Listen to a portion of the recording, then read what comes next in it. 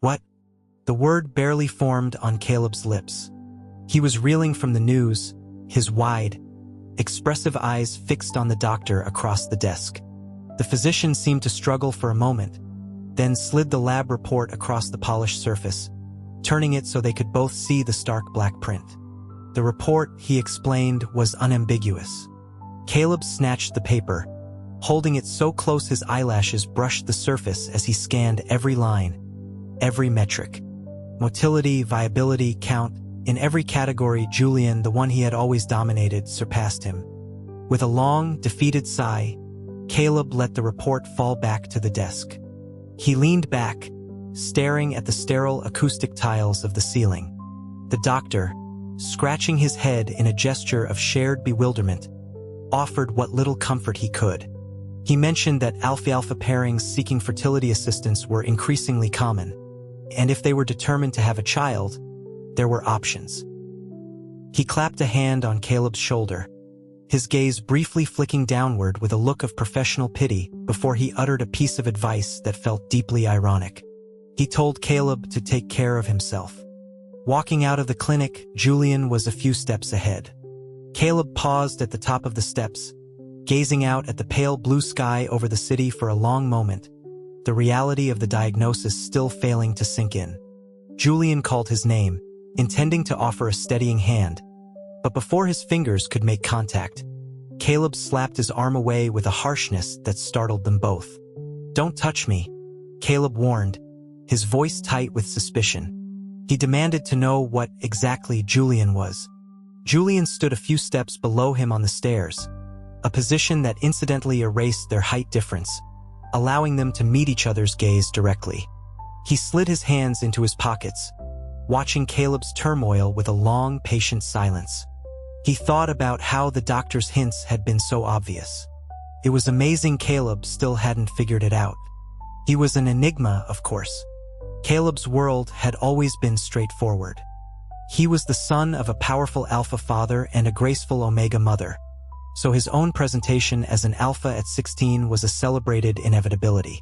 In those early days, he couldn't fully control his pheromones, a potent, woodsy scent that made other alphas aggressive and omegas overly pliant. So, the only person he could comfortably be around was Julian, who had yet to present and was, for the time being, a neutral beta. Caleb would often lean in close, whispering in Julian's ear that if Julian presented as an omega, he would marry him without a second thought. And when Julian had asked what would happen if he wasn't, Caleb had laughed and pulled away. That wouldn't work, he'd said with youthful certainty, explaining that he could only ever marry an omega. It was simply the way things were. And for years that held true. Julian watched as Caleb pursued one beautiful, delicate omega after another. During that time, Julian had wished with every fiber of his being that he would present as one too. The desire had nothing to do with societal norms and everything to do with Caleb. Yet time passed. Even his own younger brother, Leo, presented with the sweet, bright scent of citrus, while Julian's own biology remained stubbornly dormant. His mother had asked him once if he felt anything, any changes at all. He had shaken his head, frustrated and confused. His parents worried, wondering aloud if a doctor should be consulted. The doctor's assessment had been that Julian had the potential to be an enigma. His parents were overjoyed. Enigmas were the rarest and most dominant of all designations, a sign of incredible genetic fortune. But amid their cheerful celebrations, Julian had felt a cold dread settle in his stomach. He knew, with a certainty that chilled him, that Caleb would never love an enigma. 2 years after college, Caleb was miserable, hounded by his parents to get married. As the heir to the family's vast corporate empire, he was expected to find a well-matched omega from a good family to support him and secure the lineage. Caleb had complained to Julian about the absurdity of it all. He questioned how he was supposed to find this perfect omega on demand, grumbling that he was still trying to figure out his own life, let alone drag someone else along for the ride. When Julian asked if it was truly that urgent, Caleb's frown deepened. His mother had given him a 2-week deadline before she would resort to the genetic compatibility registry. Caleb had sighed, repeating the old refrain, lamenting that if only Julian were an Omega, all his problems would be solved. This time, however, it didn't sound like a joke. There was a genuine note of wistful seriousness in his voice. Then, an odd thought occurred to Caleb. He wondered aloud if Julian's delayed presentation could be jump-started by more exposure to his alpha pheromones. Before Julian could respond, Caleb threw an arm around his neck, pulling him close. He urged him to take a deep breath to really smell. They were suddenly so close that Julian could see the tiny mole on the bridge of Caleb's nose. Caleb asked if he could smell it, and Julian, as if hypnotized, nodded, leaning in to breathe in the scent directly from the glands on Caleb's neck. He did smell something new then, a sweetness beneath the wood smoke, like a peach in late summer, bursting with juice. Thanks to Caleb, that was the night Julian finally presented. As an enigma, the presentation period for an enigma was slow and arduous. Where alphas and omegas stabilized in 3 days, an enigma took a full 2 weeks. When he next saw Caleb, it was in his own apartment. Caleb was sitting on the sofa, a deep frown on his face, looking up as Julian, still weak from the transformation, entered the room. He shot up and blocked Julian's path, his voice thick with a wounded tone, asking why Julian had been avoiding him for so long. Julian looked at him, at the way Caleb's eyes were downcast, and bit the inside of his cheek to suppress a wave of raw, possessive instinct. He forced a calm he didn't feel into his voice, stating simply that he had presented. Caleb was more excited by the news than Julian was. He eagerly asked what Julian had presented as. Julian hesitated, afraid that the truth would create a new, unbridgeable distance between them. But he never had to say the words. Fate, it seemed, had a twisted sense of humor. Leo's annual physical report was lying on the coffee table. Caleb, seeing the familiar last name and the striking family resemblance in the attached photo, didn't bother to read the first name. His eyes locked onto the designation printed in bold letters. Omega. He grabbed Julian's hand, his voice electric with excitement. He told him to come home with him, to marry him. Julian knew marriage wasn't a game, a truth that Caleb seemed to completely ignore.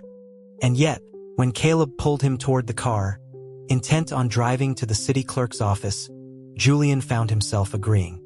Because he thought at least this way their lives would remain intertwined. At least for a time, his name would be legally bound to Caleb's. It was a fantasy he'd never allowed himself to entertain before. On the drive, Caleb said nothing, staring out the window, offering Julian only the view of the stubborn, perfect line of his jaw. Back at their new, shared apartment, Caleb threw his bag and jacket onto a chair, the anger radiating off him in waves. When an alpha was angry, their pheromones turned sharp and acrid, a chemical weapon designed to intimidate. But the scent rolling off Caleb wasn't aggressive. It was sweet, cloying, like wild vines wrapping around Julian's senses, making his skin itch with a strange anticipation. He glanced at the calendar on his phone. September 26th. Caleb's rut was due. Julian covered his nose, telling Caleb he needed to get his pheromones under control. Caleb scoffed, asking why he was pretending. After all, wasn't he an alpha too? The scent intensified with his words. Julian knew perfectly well that 2 alphas typically found each other's scents abrasive, not alluring. Caleb gave him a look that was meant to be mocking, but in his current state, it looked more like a kitten trying to be fierce. He muttered something about how it must have been difficult for Julian, having to fake his reactions during their intimacy. Then he turned his back. Caleb had a habit of changing clothes the moment he got home, and now he stripped off his shirt without a second thought, exposing the vulnerable expanse of his neck. To Julian, in that moment, it was an open invitation. Caleb sniffed the air, asking what that smell was, why it was suddenly so sweet. The temperature in the room seemed to spike.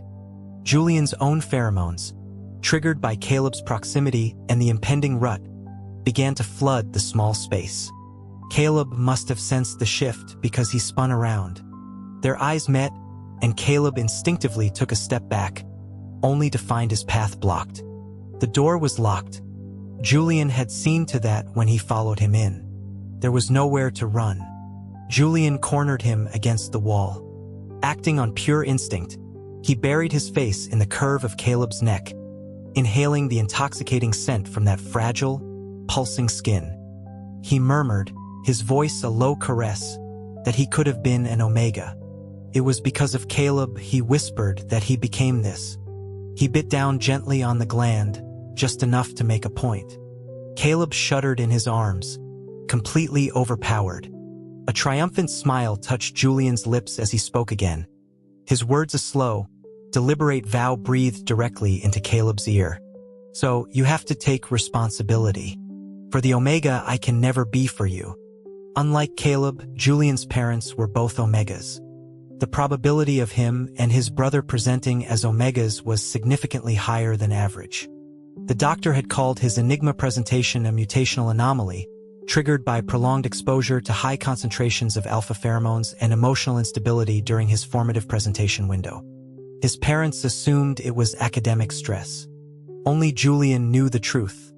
The pheromones were Caleb's. The instability was his own burgeoning, suffocating possessiveness for a boy he couldn't have. Julian had been the longest relationship Caleb ever had, and also the shortest. They had been officially together for less than a week when Caleb had suddenly called it off. They were better as friends, he'd said, not meeting Julian's eyes. It was more comfortable for both of them that way. He let go of Julian's hand, and that was that. At first, Julian thought he'd put too much pressure on him. Then, one night, he went to pick Leo up from a party at a frat house and overheard Caleb talking with his friends. The door to the room was wide open.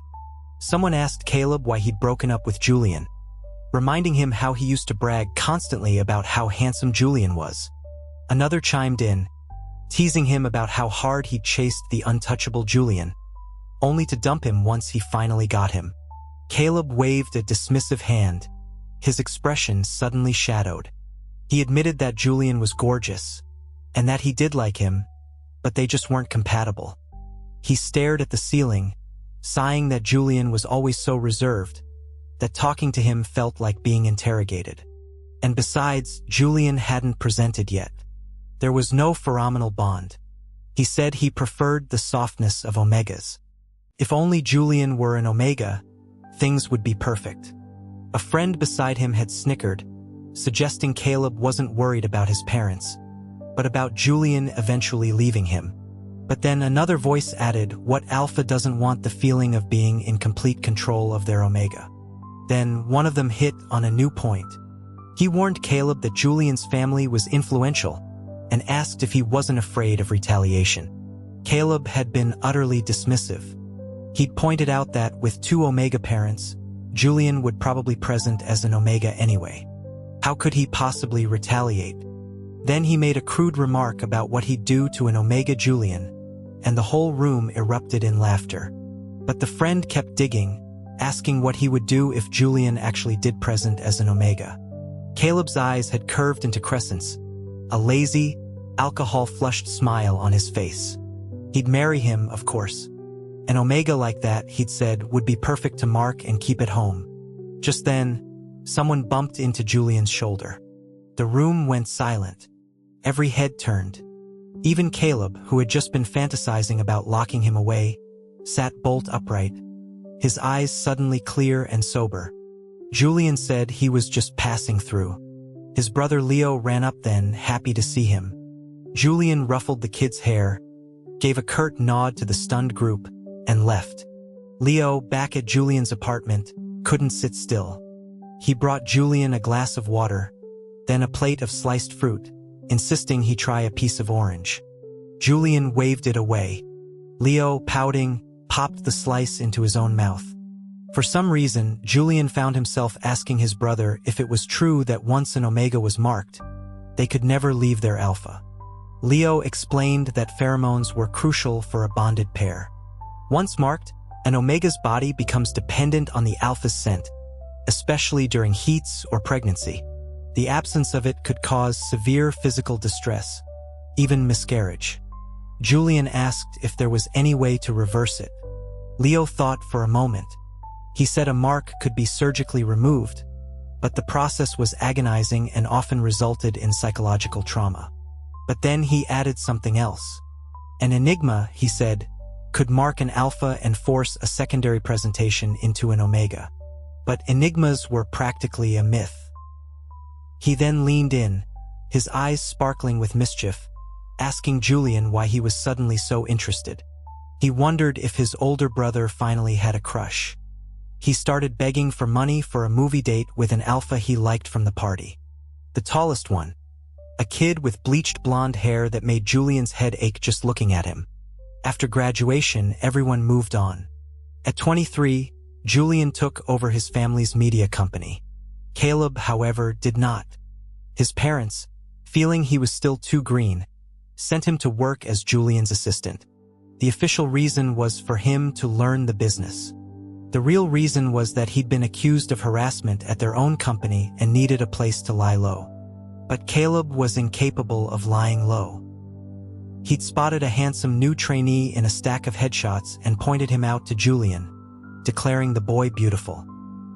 He then glanced at Julian and conceded, "Not as beautiful as you, though." Julian felt a flash of anger, but it came out as a dry laugh. Not as beautiful, Caleb had continued, but good enough. He had then pulled out his phone, asking if Julian could get him the trainee's number. Julian's good humor vanished. He warned Caleb to cut it out. If Caleb caused any trouble in his company, Julian would personally ensure he left humiliated. Caleb just pouted. He said it was Julian's fault for not being an omega. If he were, Caleb would have married him years ago. He then leaned in and brushed a light, placating kiss against Julian's cheek. Before Julian could react, Caleb was already at the door, pointing back at the headshot on the screen and reminding him not to forget the number. Of course, Julian never gave it to him, because that night he went into his first enigma heat. And that was the night, lost in feverish dreams of Caleb, that the full, terrifying potential of his biology became clear. He could mark Caleb. A man like Caleb, fickle and faithless, was practically designed to be marked, to be bound. Later, when Caleb's parents were pushing for the wedding, and his brother's misidentified medical report fell into their laps, it all felt like destiny. After the wedding, Caleb did settle down. The constant stream of flirtations stopped. Julian hadn't cared about being the dominant one in the relationship. His own parents' loving, equal partnership had taught him that designations didn't define a bond. But seeing Caleb's visceral, horrified reaction at the clinic, Julian realized he had been too soft. Fear, or maybe the explosion of pheromones in the room, made Caleb tremble in his arms. The skin over his glands was flushed, a prelude to his heat. Just as he had done so many times before, Julian soothed him, pressing a kiss to the heated skin, trying to cool the fire.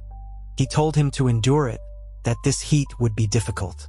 Caleb's reaction was violent. He struggled, and when he couldn't break free, he resorted to words, calling Julian a monster, a lunatic. But when Julian spoke again, his voice low and steady, Caleb's struggles ceased. The curses and shouts dissolved into choked sobs.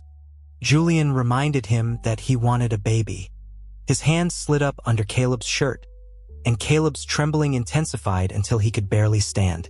Julian had to hold him tighter, the embrace becoming a full, possessive fusion of their bodies. "Once I mark you," he whispered, "you can have a baby. And most importantly, your parents will be satisfied." Caleb, this heat was a long one. The instability of a forced presentation dragged it out for nearly 2 weeks. The process of an enigma marking an alpha was painful. Some mornings, Caleb would wake up utterly disoriented, unsure of his own designation, lashing out in a confused panic before Julian could pin him down and soothe him back to sleep. And it was during this time that Julian learned something new. A marked pheromone signature changes. The brash, unapologetic scent of wild peaches that had been Caleb was gone, replaced by the sweet, syrupy scent of ripened fruit, bruised and weeping juice. It was no wonder everyone wanted to be an alpha. Julian gazed at Caleb's sleeping form and understood the primal appeal of control. The next morning, Julian was awakened by a furious rattling. Caleb was yanking at the thin silver chain Julian had fastened around his wrist while he slept. "What is this?" he demanded, his voice raw. Julian sat up, unconcerned, and explained that it was a chain to be used on him. Instantly, Caleb's eyes filled with fresh tears. He insisted Julian couldn't do this to him. Julian thought idly that Caleb had been crying so much lately, he was probably dehydrated. He replied coolly that Caleb hadn't been behaving. Caleb shot back that he was an Omega now, where could he possibly go? Julian got out of bed and began to dress, calmly buttoning his shirt while his tearful husband watched from the bed. He remarked that Caleb still had feet, that he could still walk to a clinic and have the mark removed. Caleb's sobs grew louder at the mention of the painful procedure, his worst fear spoken aloud. Julian, having learned from past mistakes, showed no mercy. Instead, he delivered a cold threat. "After you've had the baby," he said, "the chain comes off." In truth, the key was in the nightstand drawer. Julian had only used the chain because he was afraid Caleb wouldn't rest properly. Anyone with eyes could have found it. Which is why Julian was so surprised when he came home from work to find Caleb still in the bedroom, still on the bed. The moment he walked in, a pillow flew at his head. "You didn't even leave me any food," Caleb roared from his nest of blankets. He accused Julian of running the world's worst kidnapping. His voice was hoarse from shouting, and he coughed a few times before complaining that there was no water either. The housekeeper had the day off. Feeling a pang of guilt, Julian calmed Caleb down and went to the kitchen to make him a bowl of pasta. Caleb ate like he was starving, but he kept glancing over at Julian. Feeling a bit defensive, Julian assured him he wasn't going to steal his food. Once he had eaten half the bowl, Caleb started talking again. He asked what Julian had done all day. Julian told him he had been at work. Caleb pointed out that meant both Julian and the housekeeper had been gone all day, leaving him alone. What if he'd gotten a fever, he demanded. But then, a flicker of something else crossed his face, a glimmer of the old Caleb, a sly, triumphant look. He bumped Julian's shoulder playfully. "You know," he said, "my aftercare was always way better than yours." Soft evening light filtered through the window, bathing them both in a warm glow. Julian didn't argue. He leaned in and nuzzled Caleb's soft hair. "I'll learn," he promised. Later, fed, showered, and changed into clean pajamas, Caleb was contentedly settled in bed. He hated sleeping in complete darkness, so a small lamp on the nightstand cast a gentle light. He lay there, playing with Julian's fingers, just as he had when they were kids. He asked Julian how old they were when they first met. Julian hummed in thought before answering. 5. As a child, Julian had looked very much like his mother and wore his hair long. A 5-year-old Caleb, upon first seeing him at summer camp, had mistaken him for a girl and declared him to be very pretty. Julian, unimpressed by the slack-jawed admirer, had simply grunted and hidden behind the camp counselor. Caleb's reaction to learning Julian was a boy was lost to time, though Caleb once mentioned that he'd gone home and cried, complaining dramatically about how his life's great tragedy was falling for a boy sister. Caleb rolled over in bed, landing naturally in the circle of Julian's arms. He looked up and asked if Julian remembered him chasing him. Julian thought for a moment. He asked if Caleb meant the time in grade school when he'd acted like a tiny mob boss, or the time in high school when he was just relentlessly persistent. Caleb had always been drawn to beautiful things. As a boy, he'd corner Julian after school, even though they were in different classes, and command him to be his friend because he was pretty. Julian had rolled his eyes, punched him in the arm, and called him a psycho. In middle school, they ended up as desk mates. Caleb's methods became slightly more sophisticated. He'd bring Julian chocolates, offer to help him study for tests he didn't need help with, and invent reasons to stay after school alone with him. One day, he passed Julian a note. It asked which high school Julian was planning to attend, and if he could go with him. The next day, when Julian confronted him, asking if he meant just for high school or for forever, Caleb had blushed and clammed up completely. The last question of the night came quietly. Caleb asked Julian why he liked him. Julian was silent for a long time. He laced their fingers together, holding their joined hands over Caleb's chest, before he finally found the words. "Because you're you," he said. "Because I've seen every part of you, and that's why I love you." Julian was a slow, deliberate person. The first time he'd truly interrogated his feelings for Caleb was right after their first breakup. Most people had never seen Caleb utterly broken, but Julian had. Caleb's parents had a marriage of convenience, and he was raised primarily by his grandfather. When he was older, he was brought back to their home, a place where his parents, long estranged, brought home a revolving door of partners.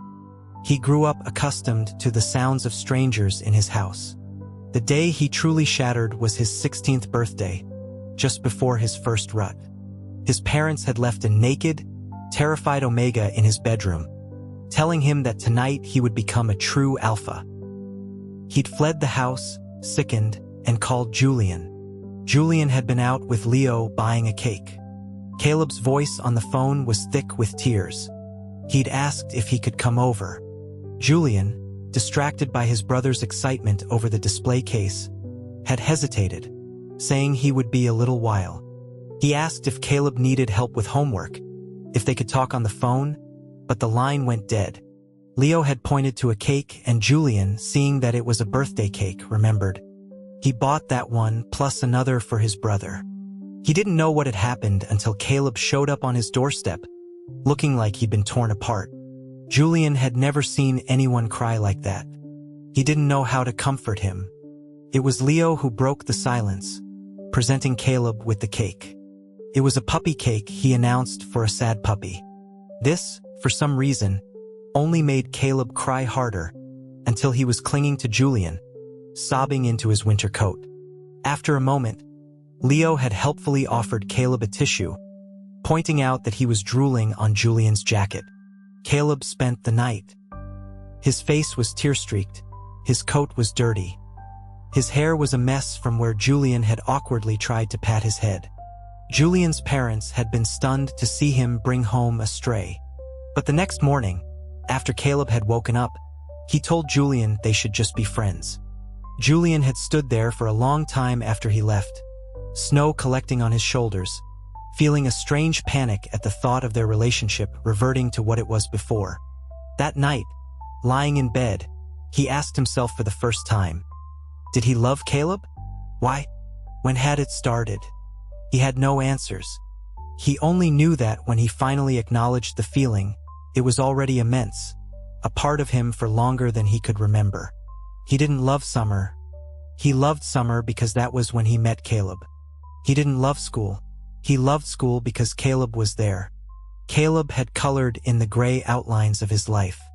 He found himself getting angry when Caleb forgot to text goodnight, feeling a bizarre spike of jealousy when Caleb complimented someone else, and being thrown into a state of helpless panic when Caleb showed up crying at his door.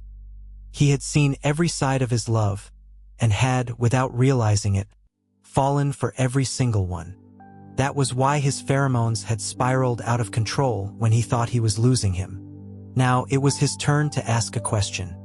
He took back control, asking Caleb why he had really broken up with him all those years ago. The warm light of the bedside lamp softened the lines of Caleb's face. His eyes grew distant. He explained that when you're young, you're afraid of things that make you feel small. After what his parents did, he was terrified it would happen again. What if, next time, Julian wasn't there and he lost control? If they were just friends, at least they could have each other for a lifetime. But, he added, turning to face Julian with a new, fierce intensity, if you had really been an Omega, I would have marked you. That way, we would have been tied together forever no matter what. He then challenged Julian, pointing out that for all his talk, Julian knew perfectly well that he'd never seriously pursued another Omega while Julian was around. Julian pressed him, asking why. Then, he had been so angry to find out he was an enigma. Caleb suddenly sat up, indignant. His silhouette was dark against the light. My mother thought you were playing some kind of sick joke on me. He sputtered, venting his frustration. He said that for Julian to be an enigma was a direct challenge to an alpha's identity. It was like my wife, who I sleep next to every night, suddenly turning into my husband. How was I supposed to process that? Then he collapsed back into Julian's arms, wailing dramatically. I was an alpha for 26 years, and yesterday, at 26 and a half, I became an omega. After all this time, Julian knew exactly how to handle him. He always called Caleb dramatic, but he knew he was just as bad. He'd loved him for so long. Why hadn't he been more direct? Perhaps real love was always cautious, always timid. And in that moment, he finally had the answer to Caleb's question. Why did he love Caleb? Maybe it was because his own quiet nature was drawn to Caleb's beautiful noise. Maybe it was because Caleb was in every single one of his memories. Maybe they had just been through too much together to ever be untangled. He was sincerely grateful for Caleb's existence, for his presence in every stage of his life. So please, he thought, just stay by my side. He leaned down and kissed Caleb's forehead. Good night. See you tomorrow. Caleb's system was still stabilizing, so he couldn't leave the apartment. In his absence, photos of Julian at work and of the two of them leaving the fertility clinic together began circulating online. Their marriage had always been viewed as a strategic alliance, and now the tabloids were buzzing with speculation that it was about to end. The gossip even infiltrated Julian's company. He could hear his employees whispering before he even reached his office.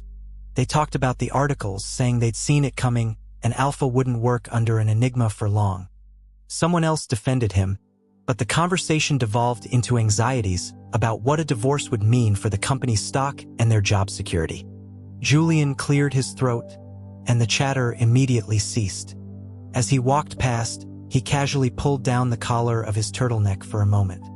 He told them to get back to work. He believed actions spoke louder than words. He didn't need to deny the rumors. He had just closed his office door when he heard a collective gasp from outside. Someone exclaimed about the marks on his neck, questioning what kind of alpha did that. Another commented that it was no wonder he always wore high-collared shirts, and that the marks probably went all the way down his back. Julian smirked and opened a file on his desk. They knew then, he and Caleb weren't getting divorced. Their relationship was fine. More than fine, if the damningly passionate evidence on his skin was anything to go by. He never could have predicted, however, that the conclusion they would all jump to was that Caleb was abusing him. The speculation only stopped that night, when Julian posted a photo to his social media. It was an ultrasound image. The caption was simple, stable. Don't speculate. Within an hour, the internet was in an uproar. Their daughter was born the following summer. She was a beautiful little girl, and Caleb named her Stella, hoping she would always be happy. Neither of them had any idea how to care for a baby. They were a mess of fumbling hands and panicked expressions whenever she cried. Julian would often find Caleb just sitting by her crib while she slept, not doing anything, just watching her. Later, in the quiet of the night, he'd whisper to Julian how much she was like him. He never specified if he meant her personality or her looks. After Stella was born, all the expensive jewelry Caleb used to buy found a new purpose. He tried to dress his daughter in a new set every day, but by the time she was 4, she had developed a strong will of her own. She hated it. Every evening when Julian came home from work, she would run to him, her face scrunched up in a pout. He would put down his briefcase, brush the city dust from his suit, and lift her into his arms, asking her what was wrong. She would bury her face in his shoulder, her voice muffled as she complained that she didn't like it when people called her pretty. Julian looked over at Caleb, who was standing frozen in the doorway, a jewel-encrusted necklace still in his hand. Julian patted his daughter's back gently. He told Caleb that she didn't like it, and that he should just wear the jewelry himself. Caleb threw his hands up in helpless frustration, complaining that she was exactly like her father. On Stella's 5th birthday, which was also their wedding anniversary, the summer air was thick with the sound of crickets. The moon was a sliver of light hidden behind the dense leaves of the oak tree outside their window. Julian watched Caleb sleep, his face peaceful in the dim light, and kissed him again and again, silently sealing all his blessings, all his love, into those soft touches. "Good night, my love," he whispered,